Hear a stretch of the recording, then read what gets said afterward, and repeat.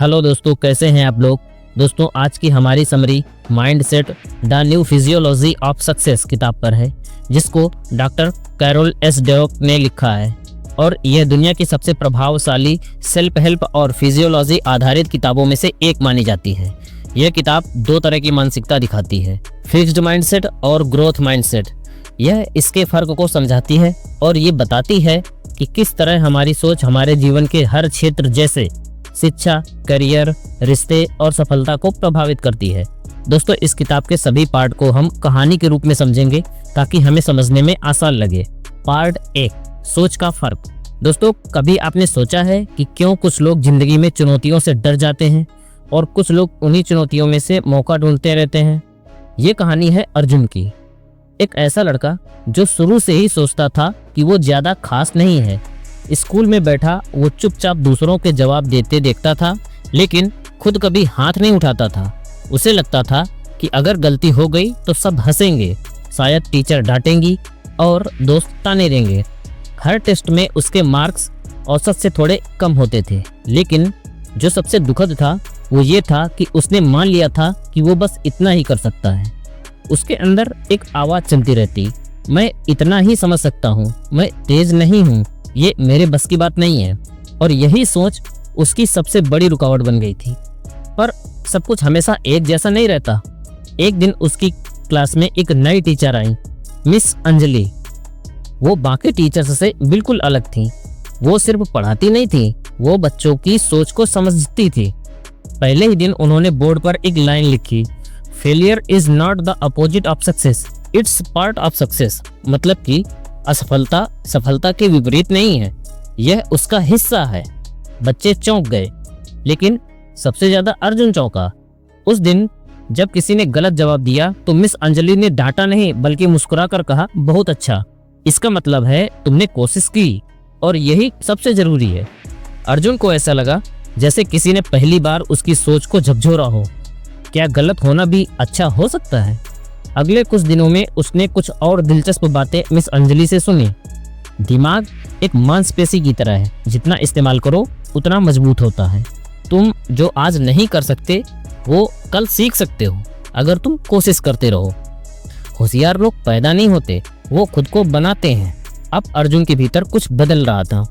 पहले जहां वो सोचता था मुझे मैथ्स नहीं आता, अब वो सोचता था मुझे मैथ्स अभी नहीं आता। एक छोटा सा शब्द अभी, और उसकी सोच की दिशा बदल गई।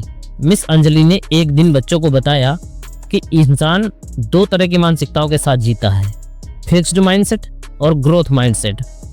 फिक्स्ड माइंडसेट, इसमें लोग मानते हैं कि उनकी बुद्धि, क्षमता और टैलेंट जन्म से ही तय है।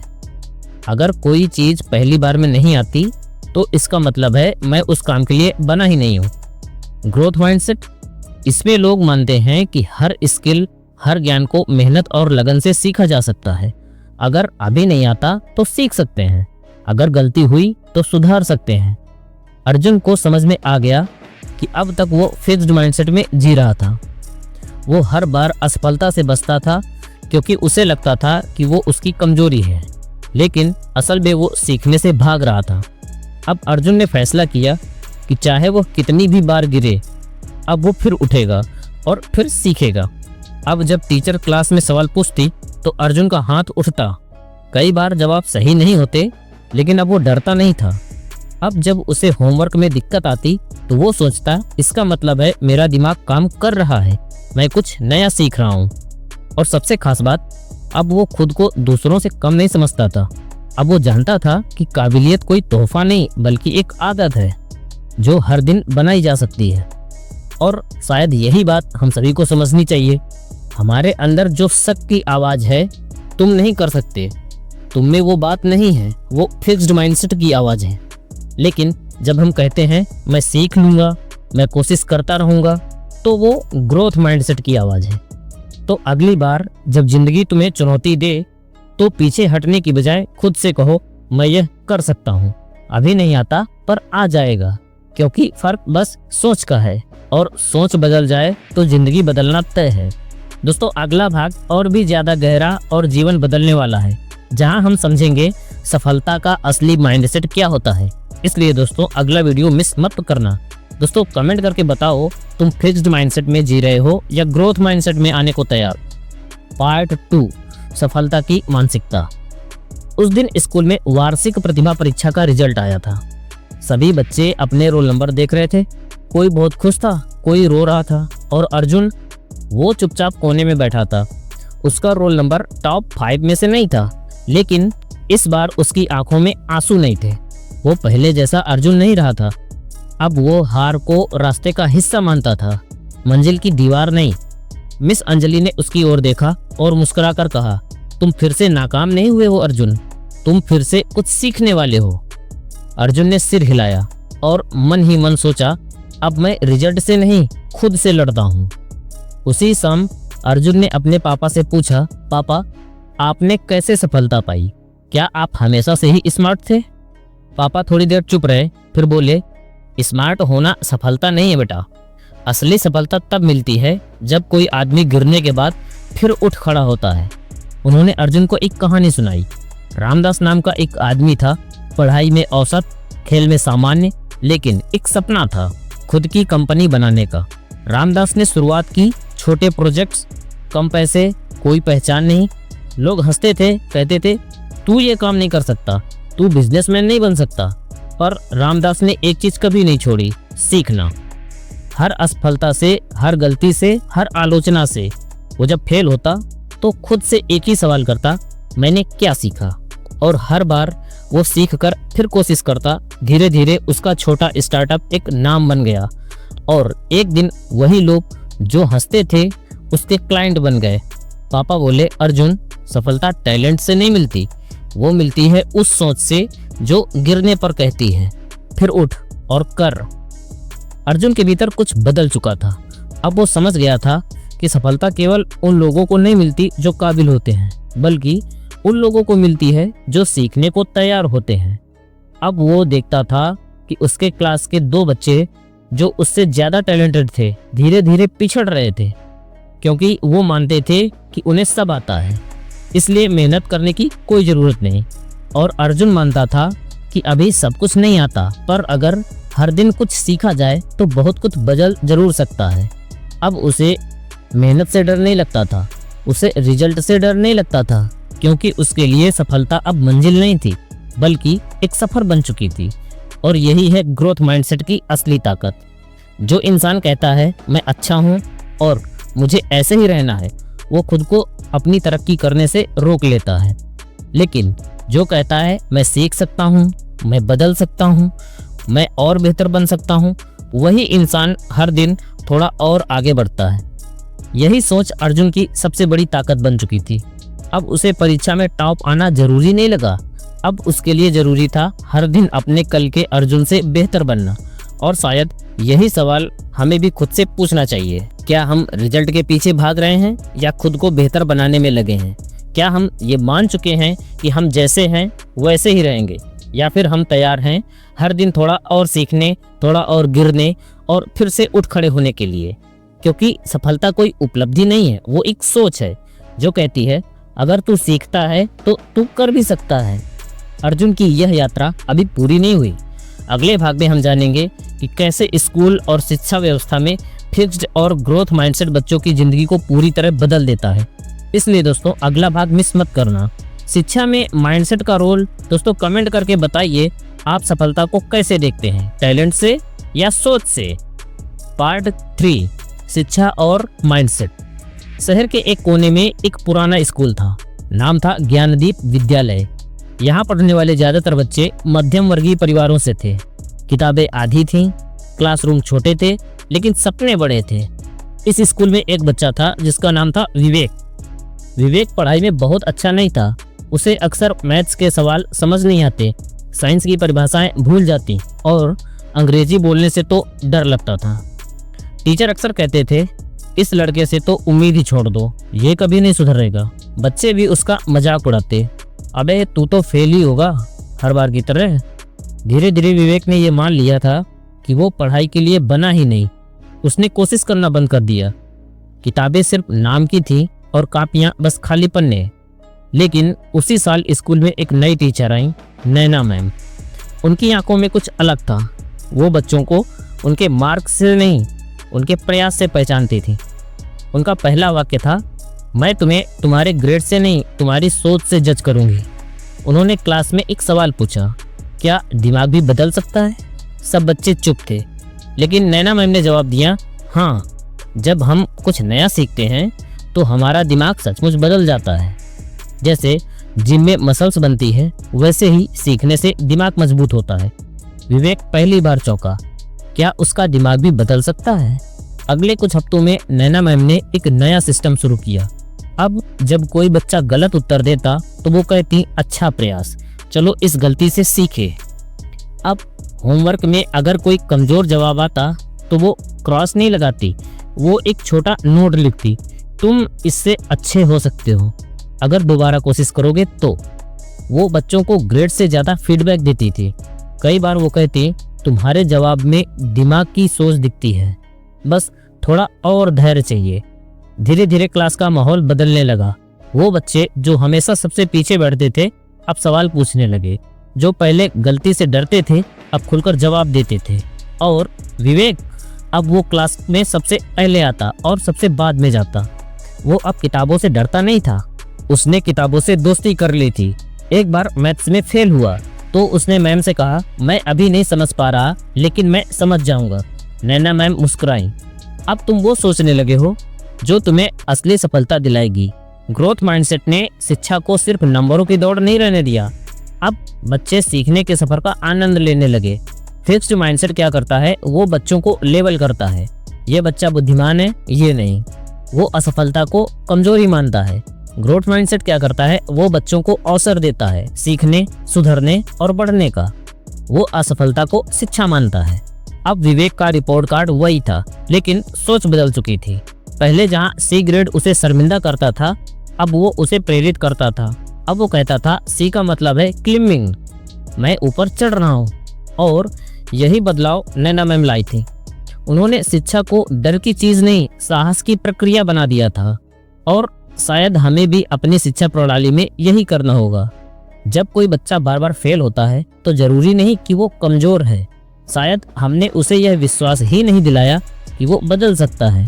अगर हम हर बच्चे से कहें, तुम्हारी सबसे बड़ी काबिलियत ये है कि तुम अभी जो नहीं कर सकते उसे कल कर सकते हो, अगर तुम उसे सीखना चाहते हो तो। शायद स्कूल असफलताओं की जगह संभावनाओं की जगह बन जाए। दोस्तों, सीखने की इस यात्रा में अगला पड़ाव है व्यवसाय और नेतृत्व के माइंडसेट का प्रभाव। जहां हम देखेंगे कि कैसे लीडरशिप और सक्सेसफुल बिजनेस ग्रोथ माइंडसेट से बनते हैं। दोस्तों, कमेंट में बताओ, तुम्हारे स्कूल में कोई नैना मैम जैसी टीचर थी क्या, या फिर तुम खुद वैसा बदलाव लाना चाहते हो। पार्ट 4, बिजनेस और लीडरशिप में माइंडसेट। एक मालिक और कर्मचारी की अनकही कहानी। ये कहानी एक छोटे शहर की है जहां एक पुरानी मगर प्रतिष्ठित कंपनी थी, शक्ति ट्रेडर्स। इस कंपनी के मालिक थे श्रीनाथ जी, जिनकी सोच बेहद सख्त थी। वे मानते थे कि एक कर्मचारी वही होता है जो बिना गलती के काम करे। उनकी नज़र में टैलेंट ही सब कुछ था। जो लोग शुरुआत से तेज होते हैं वही आगे बढ़ते हैं, बाकी बस औसत है। हर मीटिंग में वो परफॉर्मेंस चार्ट देखते और नाराज हो जाते। जो 90% देता वही काबिल है, बाकी सिर्फ खर्चा है। यही उनका नज़रिया था। इस कंपनी में एक लड़का काम करता था, रघु। रघु ज़्यादा पढ़ा लिखा नहीं था, उसके पास MBA की डिग्री नहीं थी, ना ही कोई ग्लासी रिज्यूम था, लेकिन उसमें एक चीज़ थी, सीखने की आग। वो हर नई चीज़ को समझने की कोशिश करता, हर गलती पर खुद से पूछता, अब की बार कैसे सही करूं। लेकिन उसके बॉस श्रीनाथ जी को उसकी ये कोशिशें नज़र नहीं आती थी। उन्हें सिर्फ रघु की गलती दिखती। वो कहते, तू हर बार स्लो क्यों होता है, तुझे कुछ आता भी है। रघु अंदर से टूट जाता, लेकिन हार नहीं मानता। कुछ महीनों बाद कंपनी में एक बड़ा बदलाव आया। अब एक नए जनरल मैनेजर की नियुक्ति हुई।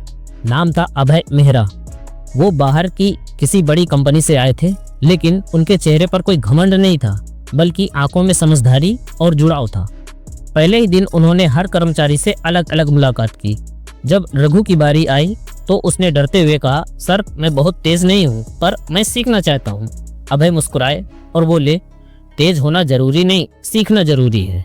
मुझे तेज लोग नहीं, सीखने वाले लोग चाहिए। ये वो वाक्य था जिसने रघु के जीवन की दिशा बदल दी। अभय सर ने ऑफिस में एक नई संस्कृति लाई। अब हर हफ्ते मीटिंग में सिर्फ टारगेट नहीं, सीखने के अनुभव भी शेयर किए जाते। गलतियों को दंड नहीं, डिस्कशन का मौका समझा जाने लगा। उन्होंने कहा, एक अच्छा लीडर वो नहीं होता जो सही जवाब देता है, वो होता है जो दूसरों को जवाब खोजने की आज़ादी देता है। अब रघु धीरे धीरे आगे बढ़ने लगा। वो छोटे छोटे प्रोजेक्ट में एक्स्ट्रा समय देने लगा। कंपनी के पुराने सॉफ्टवेयर सिस्टम को सीखने और अपडेट करने की पहल करने लगा। एक दिन जब क्लाइंट मीटिंग में सीनियर नहीं पहुंच पाए तो अभय सर ने खुद रघु को भेजा और वहां रघु ने अपने आत्मविश्वास और सच्चाई से क्लाइंट का दिल जीत लिया। 1 साल बीतते बीतते वही रघु जो एक औसत कर्मचारी माना जाता था, अब टीम का लीडर बन चुका था और उसकी टीम में सबसे कम क्वालिफाइड लोग सबसे ज्यादा प्रदर्शन कर रहे थे। क्यों?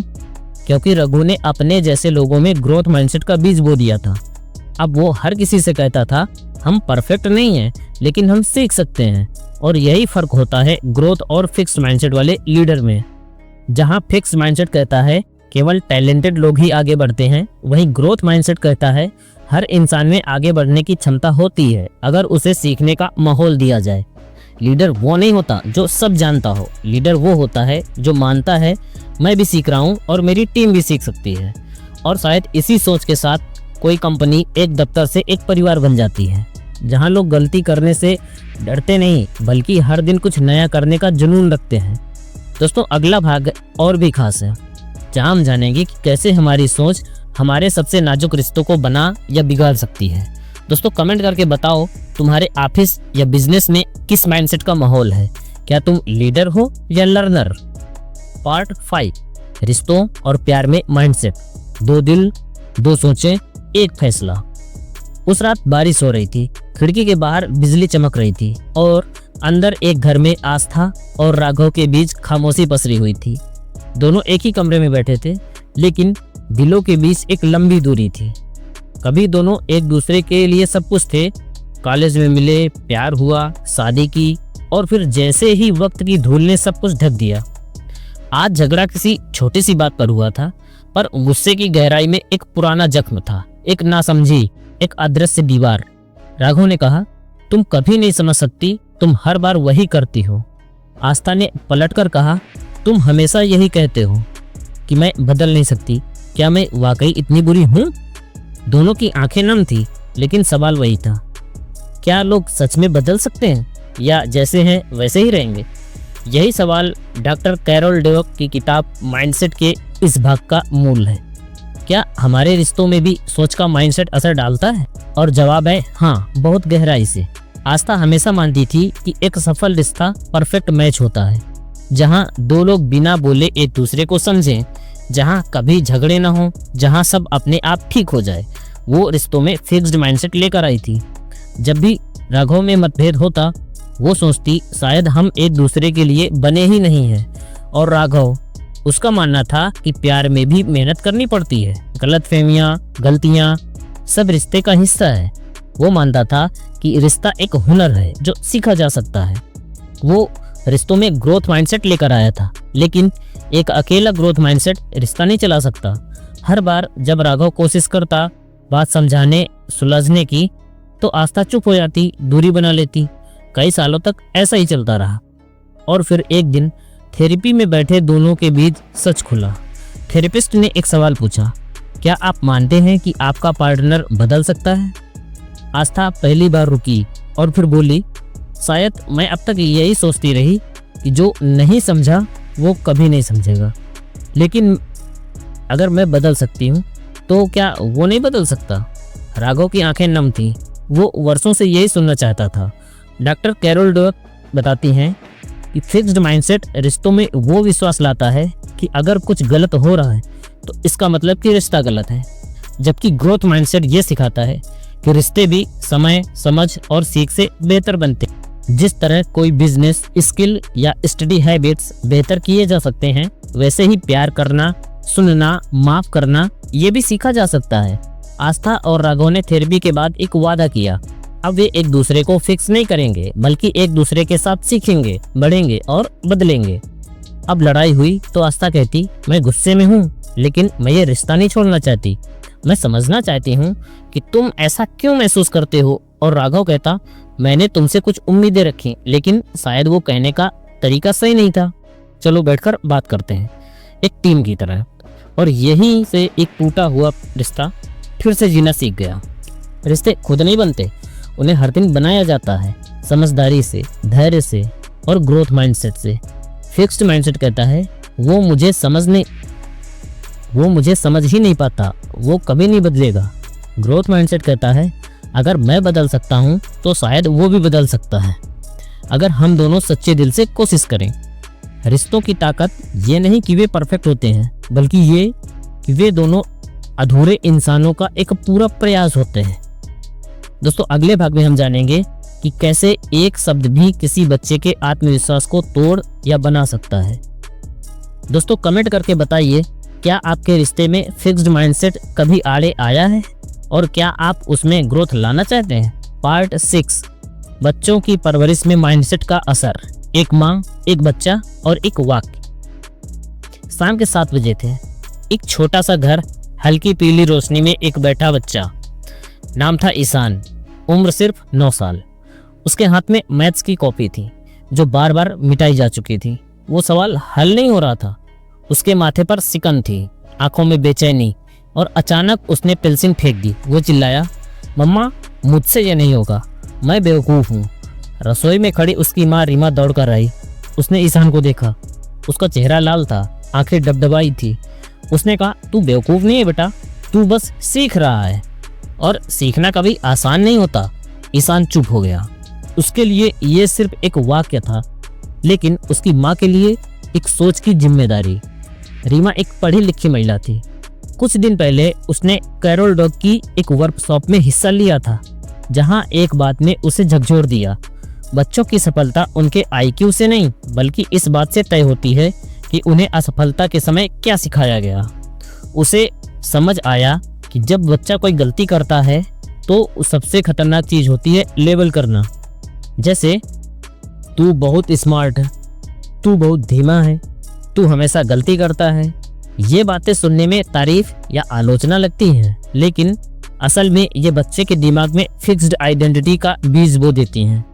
रीमा अक्सर समझ चुकी थी कि असली परवरिश ये नहीं कि हम बच्चों की तारीफ करें, बल्कि ये कि हम उन्हें सीखने की प्रक्रिया से प्यार करना सिखाएं। अब हर दिन जब ईशान स्कूल से लौटता तो रीमा उससे पूछती, आज तुमने क्या सीखा, ना कि कितने नंबर आए। जब वो कहता, मैंने मैथ्स में गलती की, तो रीमा जवाब देती, तो तुमने कुछ नया जाना, अगली बार और अच्छा होगा। अब ईशान गलती से डरने की जगह उसे एक्सप्लोर करने लगा था। एक दिन स्कूल में एक टेस्ट हुआ। ईशान ने बहुत मेहनत की, लेकिन फिर भी उसे C ग्रेड मिला। पहले वाला ईशान रो पड़ता, खुद को कोसता, लेकिन अब उसने कॉपी बंद की, घर आया और बोला, मम्मा मैंने पूरा दम लगाया था, अब मुझे समझ आ गया है कि मुझे गलती कहाँ हुई थी, अगली बार मैं ठीक करूंगा। रीमा की आंखें भर आई। उसने ईशान को गले लगाकर कहा, बेटा तू हर दिन बेहतर हो रहा है और यही असली सफलता है।